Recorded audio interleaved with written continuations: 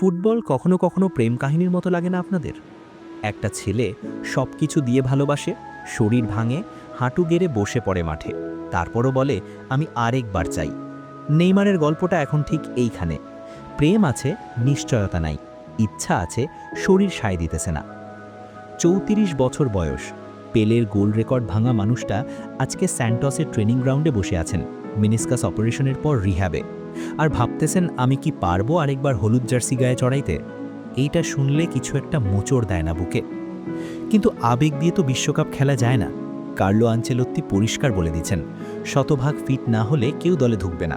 ৮০ ভাগ না, ৯০ না, পুরা ১০০ লাগবে। নাম দেখে না, পারফরমেন্স দেখে দল হবে। আর কার্লোকে তো চেনেনি, রিয়াল মাদ্রিদে আকাশ ছোঁয়া ইগোর তারকাদের সামলাইছেন, কিন্তু দরকার হলে বেঞ্চেও বসাইছেন। এই মানুষটা সেন্টিমেন্টাল, কিন্তু সিদ্ধান্তের বেলায় বরফ। এখন সত্যি কথা হইল, নেইমার কিন্তু একদম শেষ হয়ে যান নাই। গত মৌসুমে স্যান্টস যখন রেলিগেশনের মুখে এই মানুষটাই গোল করে দলকে বাঁচাইছেন। চাইলে ঘরে বসে সৌদির টাকা গুনতে পারতেন, ইনস্টাতে ছবি দিয়ে চিল করতে পারতেন, কিন্তু না, ফিরে আসছেন সেই মাটিতে যেখান থেকে শুরু। এইটা বলে কি? বলে বিশ্বকাপটা এখনও তার বুকে একটা অসমাপ্ত গান হয়ে বাজতেছে। কিন্তু সময় কম ভাই, সামনে মার্চে ফ্রান্স আর ক্রোয়েশিয়ার বিপক্ষে ফ্রেন্ডলি। কার্লো এই ২ ম্যাচে বিশ্বকাপের ছবিটা প্রায় সেট করে ফেলবেন। নেইমারকে তার আগেই ফিট হতে হবে, মাঠে দাঁড়ানোর যোগ্যতা অর্জন করতে হবে। ৩৪ বছরের হাঁটু কি সেটা পারবে? এইটাই আসল প্রশ্ন। আর ব্রাজিলের দিক থেকে দেখেন, ভিনি জুনিয়র আছেন, এন্ড্রিক আছেন, সাভিনহো আছেন। অ্যাটাকিং লাইনে প্রতিভার তো অভাব নাই। তাহলে নেইমারকে কি সত্যিই দরকার?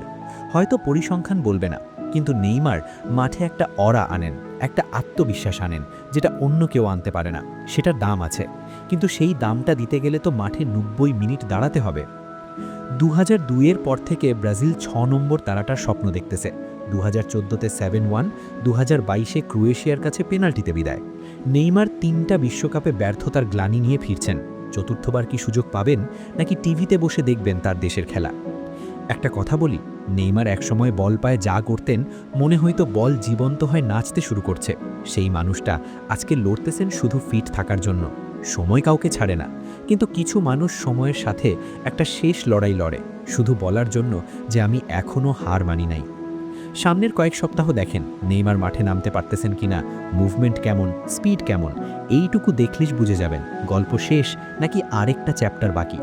আপনারা কি মনে করেন, নেইমারের কি বিশ্বকাপে জায়গা পাওয়া উচিত, নাকি তরুণদের জন্য ছেড়ে দেওয়া উচিত?